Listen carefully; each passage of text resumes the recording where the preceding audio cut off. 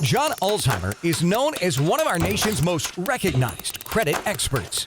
Having worked for 28 years in the credit industry, John has become one of the most prolific speakers about credit and the go-to authority on answers to credit-related questions. Credit Countdown with John Ulzheimer. Hello, my name is John Ulzheimer. I am a consumer credit expert. I've been in the credit industry for almost 30 years.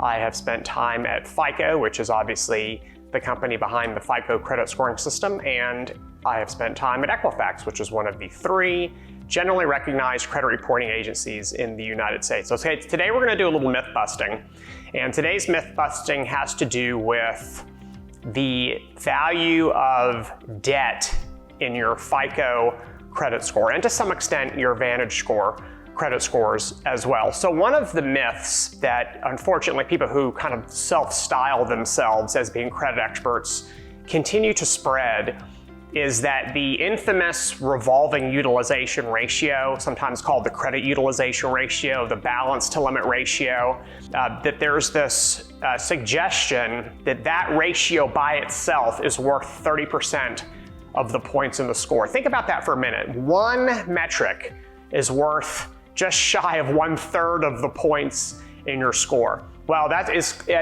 obviously wrong. That is factually inaccurate, demonstrably wrong. And if you don't believe me, fine. It's all over FICO's website if you want to, take 8 seconds to do a Google search. So what I wanted to do is I wanted to break down what exactly is considered in the debt category in FICO credit scoring systems. Number 1, and these are not in any particular order, so please don't read anything into the order that I have. In fact, I'm going to start from the bottom, all right? So I'm going to renumber them. So this is going to be number 1. I don't want to suggest that any one of these is the most important, the least important, the middle. I just want to go over them, all right? So let's just talk about the first one on the list, the installment balance to original loan amount ratio. And so let me give you an example of this one. So if I borrowed $500,000 to buy a house, first off, wow, that's great, that's a big house. And I still owe $400,000 on that particular loan, then obviously the balance to loan ratio is going to be 80% because I still have 80% due on that particular loan. That is considered in FICO's credit scoring systems. All right, so number 2 on my bottom up list, this is one that flies under the radar and I don't understand why. People completely discount the importance of having multiple accounts with balances on your credit report. You want to have as few accounts with balances as possible. Why? Because there is a metric in the debt category called number of accounts with balances. And so if you have what I call nuisance balances, so multiple retail store credit cards with small balances on it because you feel like you have to use a retail store card at a particular retailer, even though they'll all take Amex, Visa, and Discover, and MasterCard, then you're not going to earn as many points in this particular category. And well, this one can stay number 3. Balances on different types of accounts. So balances on mortgages, balances on auto loans, balances on credit cards, balances on student loans. If you have balances on different types of credit accounts, those are taken into consideration as well. All right, the 4th one on the list, go ahead and take care of that.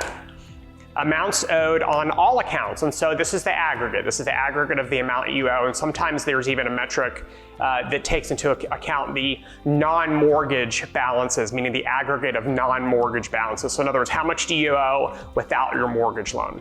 And then number 5 on the list is, yes, of course, the infamous revolving utilization ratio. So the perception is, or the myth that's being spread is that this is worth 30%. That is wrong. This entire category is collectively worth 30% of the points in your FICO credit score. I think maybe where this comes from, this myth, is the advice that you commonly see in articles that you should keep this ratio below 30%. So maybe people have kind of misunderstood the message that's being shared there in some of these articles, and instead of looking at 30% as a target for what you should keep your revolving utilization at, maybe they're kind of somehow inferring that it's worth 30% of the points in your score. I'm not exactly how you can get from point A to point B on that issue, but I'm just speculating that maybe that's where that's coming from. There's also another thing about this. 30% is not the target ratio for revolving utilization. 30% is better than 40%. It's better than 50%, but it's not as good as 20%, and it's certainly not as good as 10%. The people who have the highest credit scores in this country have an average utilization of less than 10%. I think the last time FICO released some study figures on this issue, they quantified that the people who they call the high flyers or the high achievers, the people who have like the 780s and above, the really, really good scores, have an average utilization ratio of 7%. I know in VantageScore, their models do reward people who keep their ratio below 30%. But what I always like to tell people is, look, let's kill two birds with one stone. Both FICO and VantageScore credit scores are very important. And it's a good idea to do as well as you possibly can on both of those scoring platforms. And so your target utilization ratio really should be less than 10%, because then you're killing it on FICO, you're killing it on VantageScore. So that's where I would shoot for if I were you as far as a utilization ratio. So how do you address all this? Well, I mean, obviously you're not going to pay off your mortgage loan early just to earn a few extra in your credit score. This will take care of itself over time. This one is squarely in your control, number of accounts with balances. If you can keep that to just a few accounts versus 7 or 8 accounts, you're going to do better. Revolving utilization also well within your control. Don't overspend on credit cards, and you're going to keep that ratio as low as possible. Amount owed on all types of accounts. This is just health of your credit report with respect to the aggregate amount of debt. And to the extent that you're in less debt, you're actually going to be rewarded. If you're in more debt, you're not going to be rewarded. There's one very, very well-known personal finance self-proclaimed guru that kind of insinuates that FICO rewards you for being in debt, when the reality is that every single one of these metrics penalize you for being in debt. They don't reward you for being in debt. So to the extent you can have low balances, fewer balances, low ratios, you're going to earn more points in this 30% category than you would otherwise. So if you have any questions about this category, or if you want to speculate as to where this 30% comes from, then please drop them in the comment section below and I'll do my best to answer them. Thanks a lot for watching. Have a great rest of your day.